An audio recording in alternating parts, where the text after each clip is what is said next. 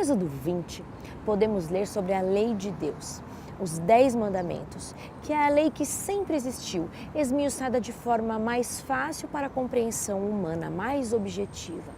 O primeiro mandamento dessa lei diz assim: não terás outros deuses diante de mim. Isso parece muito fácil, porque na nossa realidade, no nosso país e em vários países que conhecemos, é muito comum que haja apenas um Deus. Parece que todo mundo que a gente conhece sabe que apenas um Deus existe. Mas essa não era a realidade de Israel.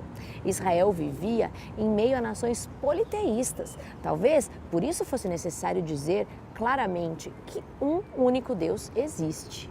Mas se todo mundo que você e eu conhecemos acredita em um único Deus, esse mandamento não ficaria obsoleto nos dias de hoje?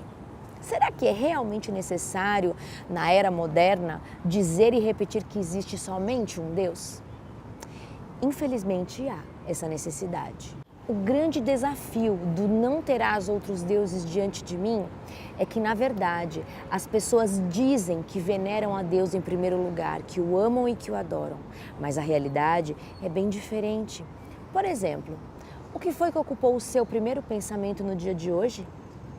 O que ocupou o seu último pensamento antes de dormir a última noite?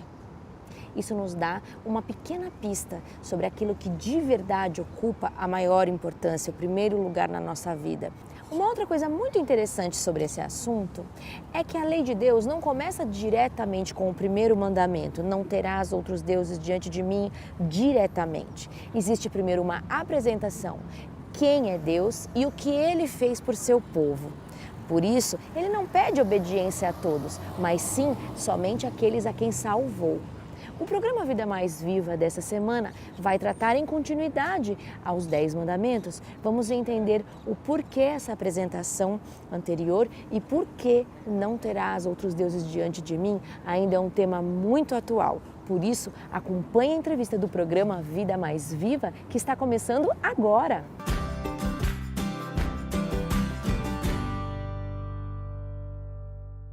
Ei amigo, ei amiga, que bom que você sintonizou a sua TV no programa Vida Mais Viva. Ou se você não está assistindo a gente pela TV, mas pela internet, é bem-vindo da mesma forma. Eu não sei em que momento você está nos assistindo, mas olha, é de todo o coração que a gente fica feliz porque você está aí. A gente se prepara, dispensa tempo, que a gente deseja que você e sua família sejam agraciados e beneficiados com as notícias que a gente fala aqui. A gente aprende muito, mas é pensando e orando por você. De todo o coração, muito obrigada por estar aí conosco. Mas a gente gostaria que você não ficasse só aí no sofá, ou na cadeira, ou no seu local de trabalho. A gente quer ouvir o que você tem a dizer. Fala com a gente, manda a sua mensagem, o seu pedido de oração, algum desejo de alguma coisa que você gostaria de entender mais. O que é? O que você está achando do programa Vida Mais Viva? Fala com a gente e a gente pode falar com você através de alguns mecanismos. Você pode falar conosco através do Facebook, entrar na nossa página, curtir, comentar, compartilhar as coisas que a gente posta lá. Você também pode acessar o nosso canal do YouTube e lá é muito legal porque você pode se inscrever e receber as atualizações. Sempre que a gente coloca um vídeo novo, você fica sabendo. Você pode rever alguma coisa que ficou com dúvida ou mostrar para alguém. E também nós temos o blog junto com o site da TV Novo Tempo, novotempo.com/Vida Mais Viva. Como você viu, desde a semana passada, nós estamos falando sobre um assunto que é importante e interessante. Nós estamos falando sobre os 10 mandamentos, qual é a realidade já desde o passado, mas a aplicabilidade para mim e para a sua vida. No último programa, nós aprendemos bastante coisa sobre o fato de os 10 mandamentos ainda persistirem. Eles eram desde a lei eterna, desde para trás, do passado, eterna para frente, mas antes da gente mergulhar hoje no que seria o primeiro mandamento que você já viu na abertura, eu quero que os nossos amigos e companheiros de todas as semanas falem aí com você. Muniz e Chaguri, deem o seu oi aí a quem está nos assistindo. Olá, doutora Mariana. Olá, amigo Muniz. Satisfação, alegria estar com você mais uma vez.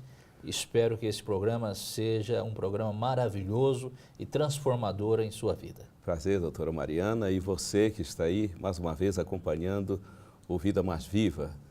Que alegria, que privilégio para nós. Estamos falando sobre a santa lei de Deus, não é? E hoje nós vamos mergulhar no primeiro mandamento, mas antes, no último programa ficou um pedacinho que a gente deixou porque não tinha mais tempo, então a gente vai abordar o finalzinho do programa anterior e já em seguida mergulhar no primeiro mandamento. E ficou faltando a gente responder o porquê tantos nãos. Não terás outros deuses, não farás para ti, aí não tomarás o nome de Deus em vão, e aí vai descendo, pula o quarto que não tem não, mas aí não matarás, não adulterarás, por que tanto não? Parece ser negativo, né? Sim. Mas a verdade é que esses não são positivos, porque esse não ele só aparece depois do sim. Deus está chamando o ser humano para uma ação, mas não uma ação princípio, uma ação reação, porque a ação princípio foi dele. Eu te tirei da terra do Egito. Eu agi em seu favor. Por isso, você pode se comportar dessa forma adequada para a sua felicidade. O ideal é que você não faça isso, não faça aquilo. Por quê? Porque antes eu fiz por você. Então, por isso que não é assim, porque, por exemplo, não ter outros deuses diante de mim poderia ser adore só a mim. Exatamente, porque se fosse numa linguagem positiva, faça isso, faça aquilo, haja assim, haja desse jeito, abriria a oportunidade para o ser humano ter uma atuação legalista. Achar que ele tem algum mérito que ele nisso, é capaz né? de fazer. Então, quando Deus pede um comportamento, é porque antes ele já fez. A graça precedeu, então, a ética, não é? Quando ele diz, não faça isso, você tem toda a base para se comportar assim, porque antes eu fiz por você. E é engraçado que justamente nesse primeiro mandamento começa exatamente assim, né? Eu sou aquele, o teu Deus, que te tirou do Egito, por isso te digo, não terás outros deuses diante de mim. Aliás, deixa eu falar que há muitas pessoas que amam imprimir a santa lei de Deus, não é? E eu nunca vi, a bem da verdade, um impresso da lei de Deus contendo esse cabeçalho. Exatamente. Então, se a pessoa vai imprimir a santa lei de Deus sem o cabeçalho, ela está dizendo, eu sou legalista, eu quero a lei sem a graça. Por quê? Esse cabeçalho, eu te tirei da terra do Egito, da casa da servidão, faz parte. Faz parte. Faz parte. Ele é exatamente o indicativo de que ele teve uma ação salvífica, né? Então, é o motivo, é a força para conseguir fazer tudo aquilo, é da onde você consegue se pautar. A lei sem esse cabeçalho fica dura de guardar, hein? Exatamente. É por isso que os nãos estão precedidos do sim de Deus. Por que foi dada no singular? Se ela era uma lei plural, se ela é para todos os seres humanos, por que não terás outros deuses diante de mim? Não, ou em vez de não terão outros deuses, não farão para ti, e assim vai. Por que ela está no singular? Apesar da lei ser para a humanidade, é uma lei ampla, ela é uma lei social, ela é uma lei específica para cada filho de Deus nessa terra. É uma lei que rege o ser humano especificamente. Então, para que o ser humano ele entenda que não há outro Deus senão Ele. Não há como ter outro Deus. Observe que o povo de Israel, ao sair do Egito, ele sai de uma terra pagã, onde se adorava ali muitos deuses, criada pelos aspectos de uma estrutura de adoração totalmente politeísta, totalmente fora dos aspectos bíblicos. E aí Deus ele dá especificamente uma ordem para que o homem ele entenda que a adoração somente ao Senhor, né? Quer dizer, ele está falando para todos, mas ele está falando para cada um individualmente. Muniz, faça assim porque eu te salvei. Chaguri, faça assim. Mariana e você que está nos assistindo. Ele está falando para todo mundo, mas ele está falando para você. Mas antes de falar o porquê, antes de falar o que, ele falou o porquê. Né? A lei ela abarca a humanidade, mas ela trabalha em cada ser humano, ela chama cada ser humano para a responsabilidade em Cristo. A providência da salvação é geral, o crédito dela é individual. Por que ele precisaria começar se revelando, poxa, o povo não conhecia Deus? Porque ele tem que começar justamente dizendo quem ele é, se foi ele mesmo, não foi ele que com mão poderosa teve toda aquela coisa das pragas, e eles não viram quem era Deus? A coluna, o fogo, a nuvem, o mar que abriu. Por que ele precisaria dizer quem ele é se já era óbvio quem ele era? Imagine você, são 400 anos no Egito. Esse povo perdeu uma referência de um Deus que é criador, um Deus que é único e todo-poderoso, e juízo de toda a terra, e salvador. Esse povo viveu um período totalmente que difere daquilo que Deus havia destinado ao povo quanto à adoração ao único Deus. E agora, esse Deus, ele começa toda a estrutura pedagógica, metodológica, apresentando que ele está acima de tudo, não há ninguém como ele, não há outros deuses, somente ele. Para quem viveu em um período de escravidão, para quem viveu em um período longo aprendendo a respeito de outros deuses e não o Deus de Israel, agora precisava aprender, retomar uma história real e verdadeira de um Deus que é criador e único. Olha os aspectos que você muda em 4 gerações. Você muda a cultura, você em 4 gerações, você muda aspectos sócios religiosos, você muda aspectos sócios políticos. Então, tudo aquilo que Israel era, deixou de ser no Egito. E Deus agora inicia esse processo de retomada de uma mensagem de adoração ao único Deus. Se você observa nas Santas Escrituras, existe sempre esse chamado de Deus, de Gênesis ao Apocalipse, adoração ao único Deus. 2 caminhos, aqueles que adoram a Deus, o único e verdadeiro, e aqueles que adoram o inimigo de Deus. Esse mandamento, se você o lê, não pode dar a impressão, dar a intenção, talvez, de que Deus parece ser um pouco vaidoso, um pouco ciumento? Por quê? Ele tem que falar, adore só a mim. Por que eu só não terás outros deuses diante de mim? Não dá a impressão de que ele seria um pouco vaidoso, um pouco ciumento? E ele é. A Bíblia chama de, não tem a história do Deus ciumento, né? Mas é um ciúme no sentido de proteção, né? Zeloso, né? Zeloso, porque... Eu sou Deus zeloso.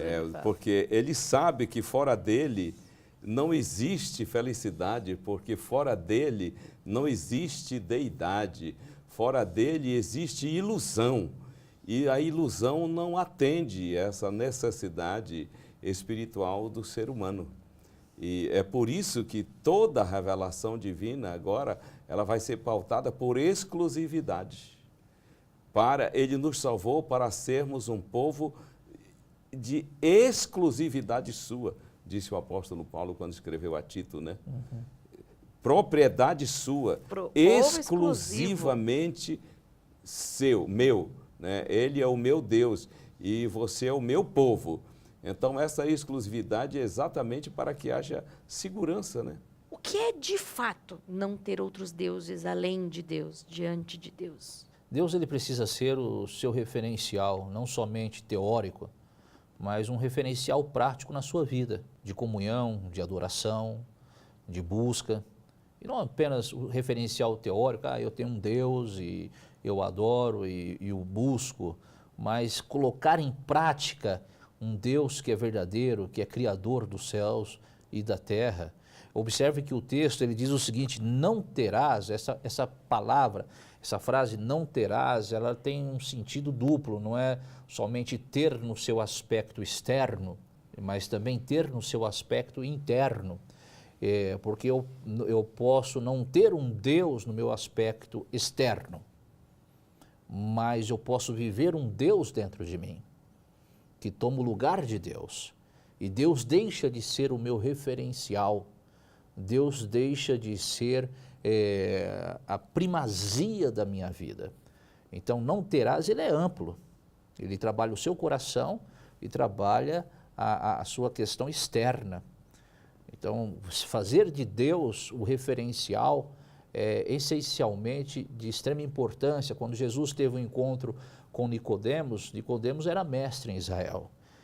E Nicodemos perguntou o que é necessário para ter salvação? É necessário você nascer de novo. Como eu sendo velho, vou voltar ao Como ventre da minha mãe. És mestre em Israel E e não não sabe sabe dessas dessas coisas?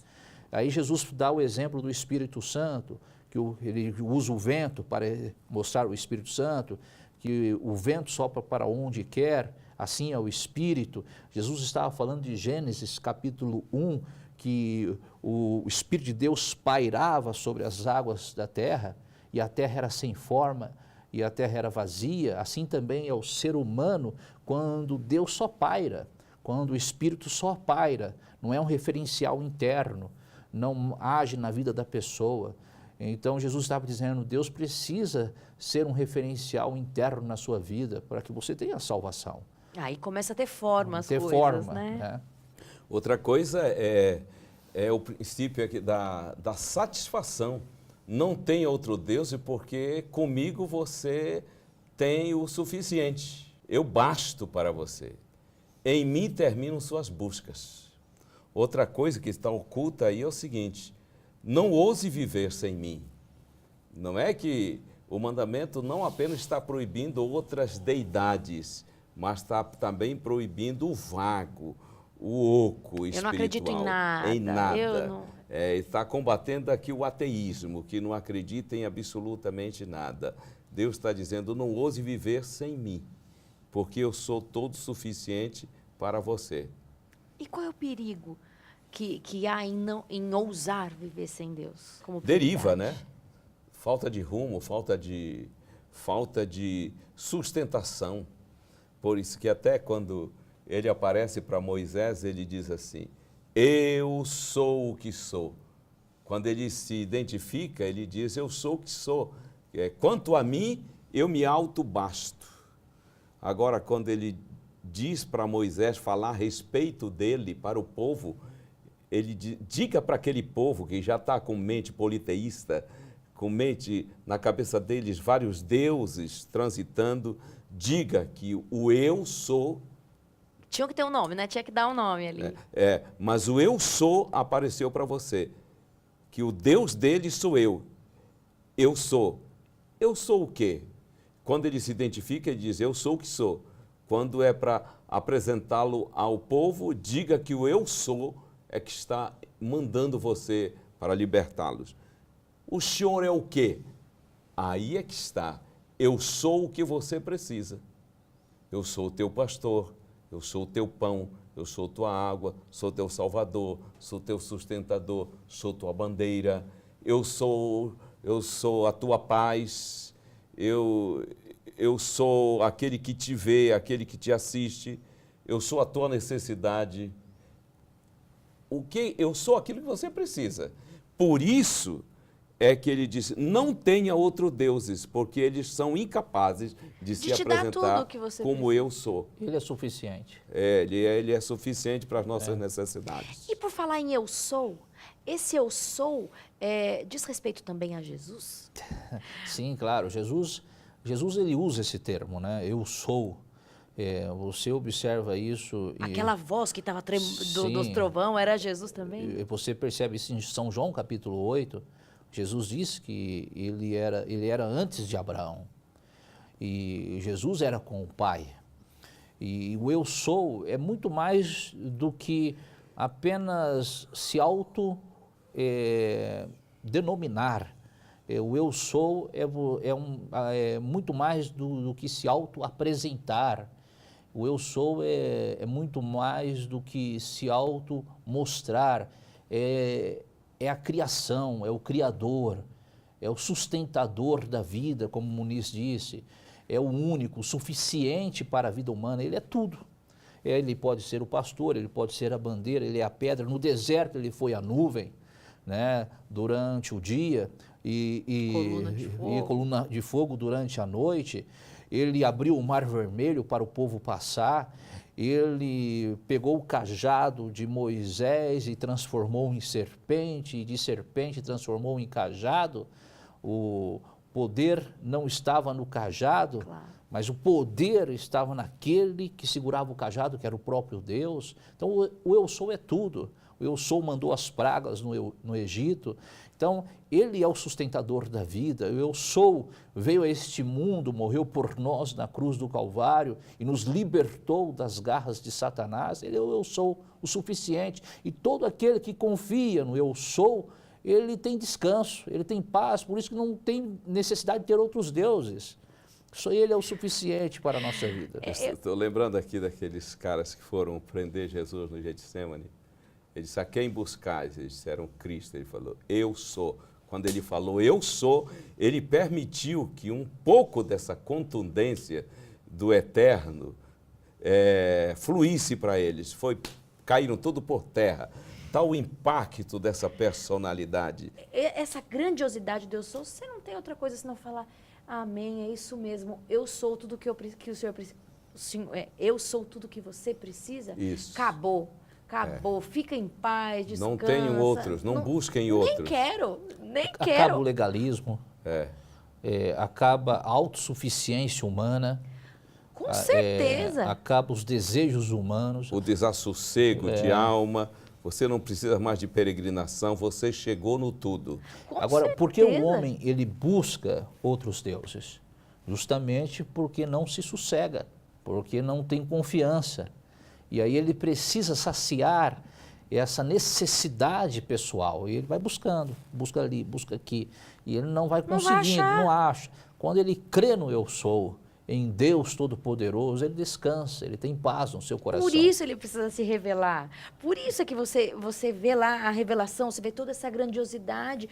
Porque para você ficar realmente em paz com o seu coração, você tem que entender quem é esse Deus. E na medida que você vê essa grandiosidade, você fala, nossa, posso descansar. Eu sou tá aqui. Eu não preciso de mais nada. Como é que a gente sabe que a gente de verdade não tem outros deuses ou que a gente não está falando só da boca para fora? Eu creio que a autoavaliação ela é muito importante, mas para que o homem ele consiga fazer uma autoavaliação, ele precisa ter alguma base, algum referencial. Ele não consegue fazer uma autoavaliação sem ter um referencial. Fazer autoavaliação em cima do quê?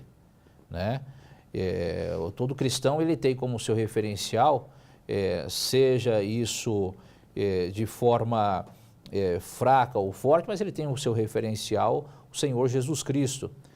Quando Cristo ele é um ser que só se apresenta na nossa vida no momento de ansiedade ou no momento de necessidade, aí você descobre que Deus é um referencial muito fraco na vida humana. A gente tem que reconhecer a Deus antes dos problemas. E era isso que Deus queria ensinar ao povo de Israel. Reconheça a mim antes dos problemas. Reconhecer que Ele é todo-poderoso antes da retirada do povo de Israel do Egito. Quando o povo de Israel... Por isso que já começaram as maravilhas lá antes. Sim. Quando o povo de Israel sai do Egito e no deserto e vê o exército do Egito que vem a todo vapor para destruí-los, eles perguntam a Moisés, Moisés, por que nos tirastes do Egito? Para que morramos nesse deserto? Não era melhor ter ficado no Egito e sermos sepultados lá? Por que nos tirastes? Né? O que Deus estava querendo ensinar ao povo de Israel? Vocês precisam reconhecer o meu poder antes dos problemas. Aí o que está? Reconhecer a Deus, que Deus é Deus, antes que os problemas ocorram na vida. Essa é a questão do eu sou. Não terá outros deuses diante de mim. Reconheça que Ele é todo poderoso antes que os problemas ocorram. É só você olhar a agenda. O que encabeça a agenda? O quanto Ele está presente nas agendas. O quanto Ele está presente desde as coisas mais simples. Eu vou sair, vou fazer uma compra. O quanto Ele é presente em nossa mente, em nossas emoções. Isso vai denotar se Ele é, de fato, prioridade em nossa vida ou se Ele é uma teoria. Tudo que vou fazer, submeto a Ele. Digo, como diz a palavra de Deus, se Deus quiser, se Ele permitir, minha vida anda nessa submissão, isso é fé. Quando eu ajo ao contrário, é presunção. Acredito nele, mas não submeto minha vida a Ele. Isso é presunção. Temos dito o seguinte, o deísta acredita que Ele existe, mas que Ele não atua. Distante, né? Ele está distante. Nós que somos teístas, nós dizemos, não, ele existe e atua. Mas a pergunta é crença teísta e prática teísta ou é crença teísta e prática deísta? Quer dizer, há muitos teístas que se comportam como se fossem deístas. Isto é, ele atua, mas eu não me submeto. Eu não quero saber qual é o seu querer para essa área do negócio, de relacionamentos, enfim, de tudo na vida. Não é para tudo que Deus precisa me orientar, então, né? como eu sei que ele é prioridade na minha vida? Se eu tenho crença ateísta e prática ateísta.